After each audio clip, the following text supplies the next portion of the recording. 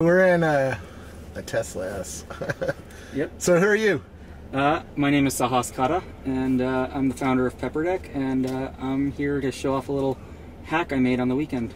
Yay! And you're wearing Google Glass. Yes, I am. So the hack is you built the Tesla app, right? Correct. It's called Glass Tesla, and got up on the screen right here. And it's an app for Google Glass that lets you control your Tesla Model S. Cool. And we're here with Rocky. What's up, Rocky? And who are you? I'm Sandcat. I'm Sauce's brother. Yeah. I'm out right here. We're going for a ride in Half Moon Bay because it's a stunning, beautiful day here. So you got to tell me where to go. I'm not too familiar with the area. Let's go back out the gate. Sure. Yeah. Just don't hit my car. Loser BMW car. Don't want to lose that. Go the other way. Other way. There you go. Yep. Yep.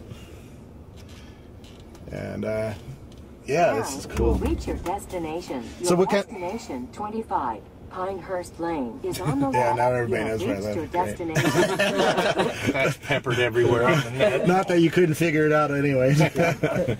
And we got 2 GoPro cameras up on the hood, so we'll see if we can get those shook off, which will cause us problems. So what does the Glass app let you do? So it's got 2 aspects to it right now. One is viewing information, and the other is actually interacting with the car. Yep. So I'll talk about the first part of it, which is the viewing aspect. And do you want me to take a left or Yeah, right? right, sorry. Right, okay. So viewing, one of the things EV owners need to do is see how much power is in their car. So naturally, we let you see that. We let you see how many miles of range you're going to get, the percentage of battery in there, how much longer until your car completes charging, the voltage and the amps of power going into your car at any moment. Yeah. Those are a couple of the neat things you can take a look at. You can also see where your car is on a map, which is pretty neat. So if you ever forget where to park, it shows you the address as well as a pinpoint on the Google Maps. And then as for the car's actual secure state, will it be able to tell, like there's a graphic so you can actually see which door is open. Yep. So either the trunk pops open in the graphic if it's open, and same applies to each of the 4 doors and the front trunk as well. So that's a pretty neat little function you put in. And the last thing you can view right now is climate. So you can actually view the car's interior temperature at any given time as well as the exterior. Is there any way to control that? Yep, absolutely. So all these parts that I just mentioned in terms of viewable information are all fully controllable. So it's a little warm in the back. Could you turn it up? So right now, that's one of the restrictions that Tesla does. Even if I were to send a command to this car while I'm driving, it's not going to let me. There's only a couple things like the sunroof that would work. Okay. So I can give that a shot as well. Cool. Actually, I'm not sure if I'm connected, so I can take a look real quick. Okay, so yeah, it looks like I'm connected, so I can give that a shot. So I can try the sunroof, for instance.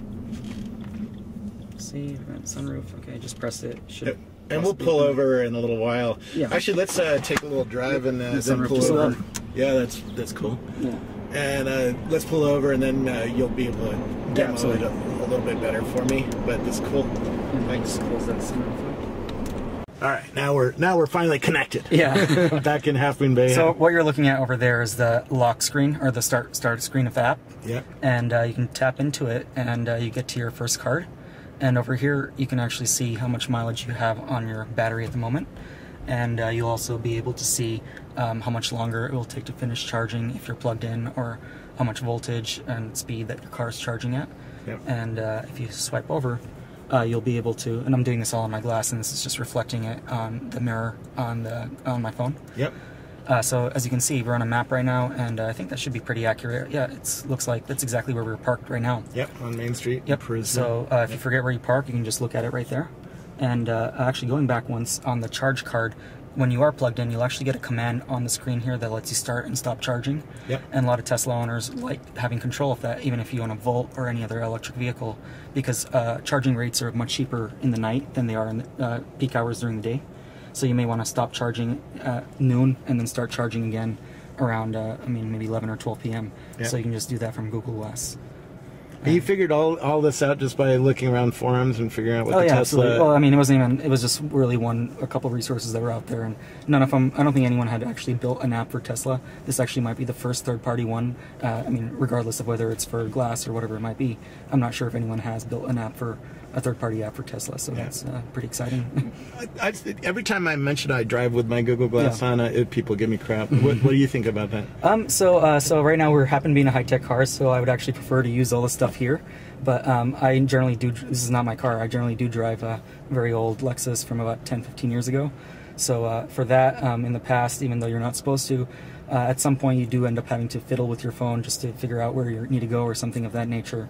But with Glass, I mean, when I'm using it for navigation, it's passive, so it's quiet, it turns off, and then as you're approaching a turn, the screen turns on, it gives you some sound and tells you what to do. So I find that a lot less distracting, since you don't need to take your hands off the wheel, and you don't need to look anywhere else. Your head's still on the road, and you can just glance up slightly for a split second until you're done interacting with it. I totally agree. I think it's far safer than looking down at this beautiful screen, by the way. Yeah. Because now your eyes are down here, exactly, not looking and at least forward. this car is pretty neat. Actually, this entire panel right behind the steering wheel is not an actual physical panel. It's also a full screen as well. Yeah. So actually, a couple of things that will appear on it is you get your navigation appears right here when you're getting a route. Your electricity, your what music's playing, so you can customize all that right here to reflect what's going on right here. So you don't actually even need to look down here. It's kind of crazy, but that's possible as well. Yeah, it's pretty cool. Yeah. How are you gonna make any money with this app, or are you just so I mean, after I realized, I think in the last I think it's been less than 24 hours, maybe about 15 or something hours since I launched the app. The last I checked before I headed out here, I think there were about a little over 35,000 people that visited the website, and I think there were close to 700 people who signed up with their Google account. Yeah. And but last I checked, I think there were 23 people who have actually successfully linked both a Tesla and a Google Glass. So my current user base is probably about 22 right now.